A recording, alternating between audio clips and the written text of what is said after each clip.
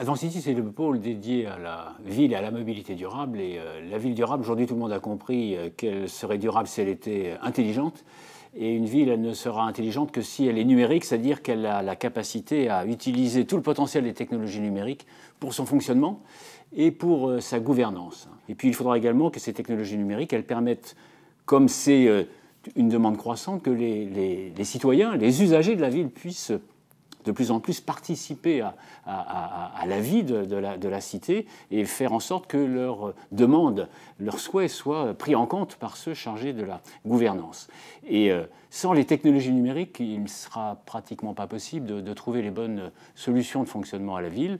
Aujourd'hui, le véritable enjeu pour l'usage des technologies numériques dans la ville, c'est un enjeu de modélisation, de simulation et de visualisation des différentes fonctions de la ville. D'abord pour en optimiser le fonctionnement et puis effectivement mieux expliquer aux citoyens et aux élus politiques quels sont véritablement les enjeux quotidiens.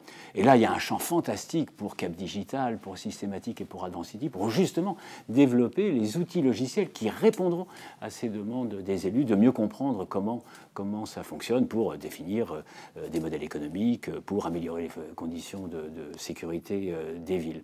Et puis alors, ces outils de modélisation et de simulation, ils sont au cœur également de ce qu'on appelle les ITS, les Intelligent Transport Systems, ou au cœur de ce qu'on appelle le BIM également, le Building Information Model, parce que c'est effectivement ce qui permettra de construire, de rénover la ville dans les conditions les plus adaptées pour les citoyens. La ville durable, la ville intelligente, la ville numérique, elle sera d'abord intégrée. C'est-à-dire aujourd'hui, elle fonctionne en silo et l'un des enjeux majeurs de sa gestion future, c'est effectivement d'être capable d'intégrer l'ensemble de ses fonctions, et ceci dès la phase de conception. La gestion de l'intégration, elle fait appel à tout le potentiel dont on dispose en région parisienne. Ce potentiel est colossal chez Cap Digital, chez Systématique, chez Advancity. Et le véritable enjeu pour les trois pôles, c'est effectivement d'arriver à les mettre en commun pour répondre à ces problématiques d'intégration de l'ensemble des services urbains. Et cette journée du 3 février y contribue.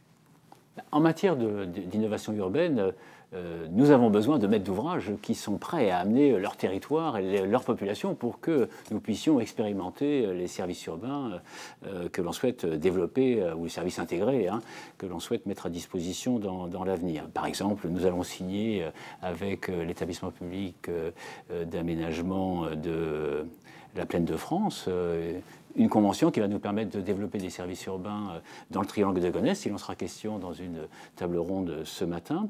Plus généralement, nous avons besoin de sites pilotes et Advancity a développé en la matière un certain savoir-faire. Nous publions un Vademecum qui est une forme de guide pour les maîtres d'ouvrage désireux d'éviter le renouvellement d'erreurs qu'on a pu observer en France ou en Europe en matière d'innovation urbaine.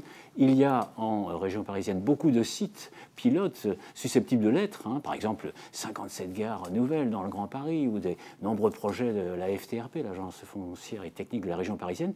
Aujourd'hui, ce que nous demandons, c'est qu'effectivement un certain nombre de contraintes administratives qui entravent l'innovation urbaine sur ces projets soient levées. Et là, nous en appelons à la puissance publique.